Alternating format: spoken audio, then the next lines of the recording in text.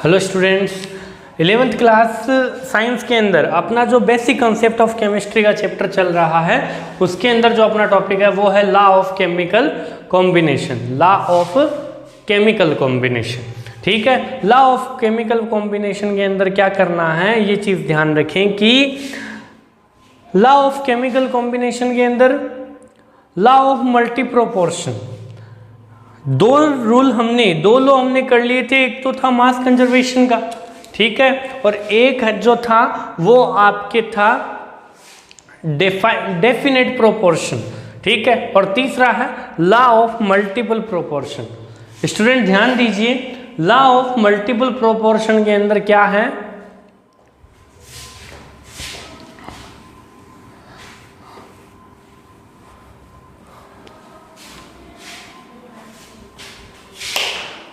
Law of multiple proportion के अंदर ध्यान दीजिए, नाइट्रोजन और ऑक्सीजन, जैसे मान लो कि दो कंपाउंड है, दो कंपाउंड अगर मिलकर दो एलिमेंट अगर मिलकर कोई एक कंपाउंड बनाते हैं, दो एलिमेंट मिलकर कोई कंपाउंड बनाते हैं, तो उस कंपाउंड के अंदर वो जितने भी टाइप के कंपाउंड बनाते हैं उन कंपाउंड में उन एलिमेंट का जो रेशियो होता है वो एक जो होता है वो एक प्रकार से सिंपल रेशियो होता है। उनका क्या होता है?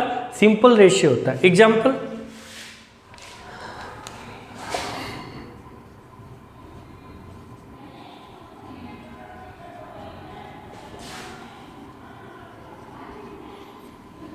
टू एलिमेंट्स ने मिलकर एक कंपाउंड बनाया, अलग अलग टाइप के कंपाउंड बनाए, जैसे कि ध्यान दीजिए,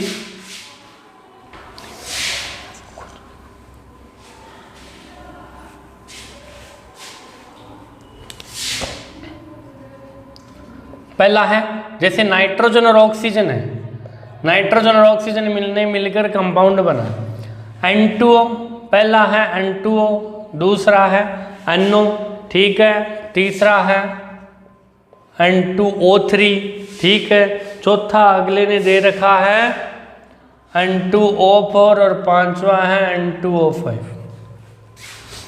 इनमें नाइट्रोजन की बात कर लेते हैं पहले, इनमें पहले नाइट्रोजन की बात कर ले। नाइट्रोजन का एक का मास 14 होता है, तो दो का कितना हो गया 28, इसमें 40, इसमें 28, इसमें 28, इसमें यही तो हो रहा है। अब ऑक्सीजन का देखें, ऑक्सीजन का रेशियो क्या रहेगा 16, 48, 64, ये इनके रेशियो आ गए, इनके रेशियो आ गए, ठीक है। अब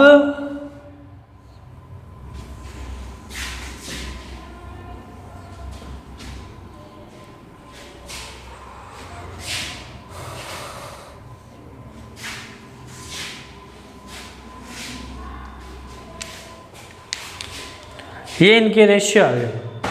रेशियो के अंदर अब इनका क्या करना है, यानी नाइट्रोजन और ऑक्सीजन ने मिलकर इतने कंपाउंड बनाए, ठीक है। पहले मैं रूल को पूरा बता देता हूँ।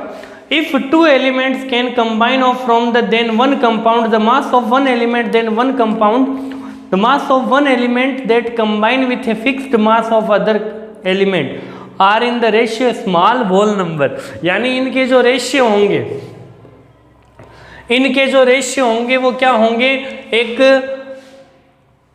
सिंपल वोल नंबर में होंगे, स्मॉल वोल नंबर में होंगे। एग्जाम्पल के लिए हमने एग्जाम्पल लिया, the mass of nitrogen is 14 of one atom, nitrogen के एक एटम का मास होता है 14, ठीक है। Mass of oxygen in these 5 oxide, आपको 5 ऑक्साइड दिए अगले ने, ठीक है, आपके पास 5 ऑक्साइड है नाइट्रोजन के, ठीक है, 5 नाइट्रोजन के ऑक्साइड है। These masses bar a simple ratio of, इनके सिंपल रेशियो क्या होंगे, एक बार ध्यान देना स्टूडेंट। हम बात करते हैं ये ऑक्सीजन का रेशियो, केवल ऑक्सीजन के रेशियो की बात करते हैं, सब में ऑक्सीजन का रेशियो, इन सभी का रेशियो निकालें 1 1 3 4 5। ठीक है, इसका रेशियो, नाइट्रोजन का रेशियो निकालें 2 1 2 2 2। कहने का मतलब अगर दो एलिमेंट मिलकर एक से ज़्यादा कंपाउंड बना रहे हैं तो उसमें एलिमेंट का जो रेशियो है वो हमेशा स्मॉल रेशियो में होगा। जैसे ये 2 1 2 2 में है और ये 1 1 3 4 5 में, ये स्मॉल रेशियो में होगा। ठीक है, ये सरल अनुपात में होगा। अपनी लैंग्वेज में बोल सकते हैं कि अगर दो एलिमेंट मिलकर एक कंपाउंड, एक यौगिक बनाते हैं तो उनसे बनने वाला जो रेशियो है वो क्या होगा, स्मॉल रेशियो होगा, एक छोटा सरल अनुपात होगा। आगे बात करते हैं गैलुसेक।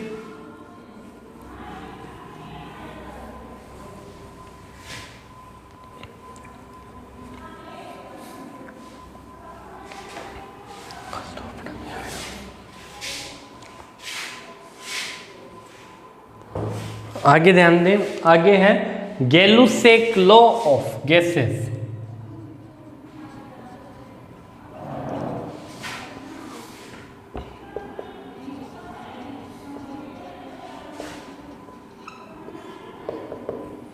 गैलुसेक का जो गैसीय रूल है, गैलुसेक्स गैसेस लॉ। ठीक है, क्या है इसके अंदर, थोड़ा ध्यान दें। गैलुसेक के गैसियस लॉ में ये है कि दो गैसें अगर मिल जाती हैं, दो गैसें अगर मिलकर के एक गैस, यानी दो रिएक्टेंट गैसें मिलकर एक प्रोडक्ट गैस का अगर निर्माण करती, ठीक है, एक प्रोडक्ट गैस का अगर निर्माण करती है तो रिएक्टेंट और प्रोडक्ट के जो मोल होंगे वो सेम होंगे। रिएक्टेंट और प्रोडक्ट के जो मोल होंगे वो क्या होंगे, सेम होंगे। H2 के कितने मोल हैं, 1 मोल। Cl के कितने मोल हैं, 1 मोल। तो बनने वाले कंपाउंड के भी कितने मोल हैं, 2 मोल। यानी जितने मोल रिएक्टेंट में होंगे उतने ही मोल उसके क्या होंगे, प्रोडक्ट में होंगे। Gas when gases combine are a produce in a chemical reaction there is no simple ratio by volume provide all gases at the same temperature और प्रेशर। यानी जितने वॉल्यूम की गैस आप रिएक्टेंट में लेके चलोगे उतने ही वॉल्यूम की गैस आपको प्रोडक्ट में मिलेगी। ठीक है ना, जितनी गैस आप जितना वॉल्यूम गैस का आप रिएक्टेंट में लेके चलोगे उतना ही इसमें क्या बनेगा, प्रोडक्ट के अंदर उसका वॉल्यूम बनेगा। ठीक है, ये आपके थे केमिकल कॉम्बिनेशन के रूल। ठीक है, जो इस अब जो है कंप्लीट हो चुके हैं। अब जो नया टॉपिक है, नए टॉपिक पे बात करें,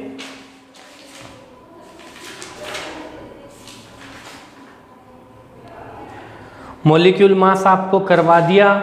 ठीक है, मॉलिक्यूल मास आपको करा दिया, मोल निकालना आपको सिखा दिया कि मोल किस टाइप से आपको निकालना है, नंबर ऑफ पार्टिकल को मोल में कैसे कन्वर्ट करते हो। ठीक है, उसके बाद ये जो है एक टॉपिक आपके रह गया। ठीक है, वो है आपका एम्पेरिकल फॉर्मूला वाला। ठीक है, उसके बाद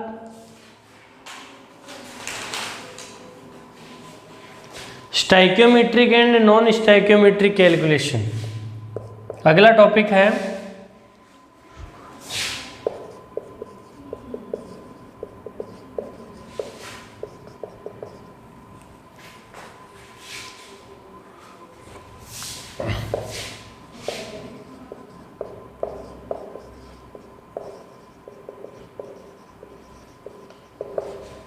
stoichiometric and non stoichiometric calculation.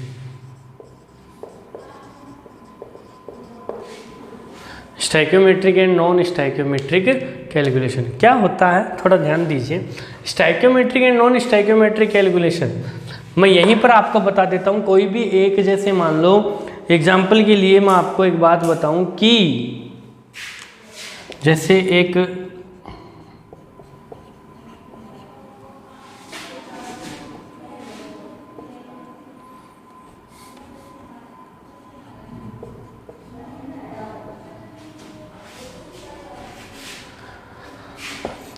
यहां पर रिएक्टेंट है, ये तो क्या है और ये क्या है,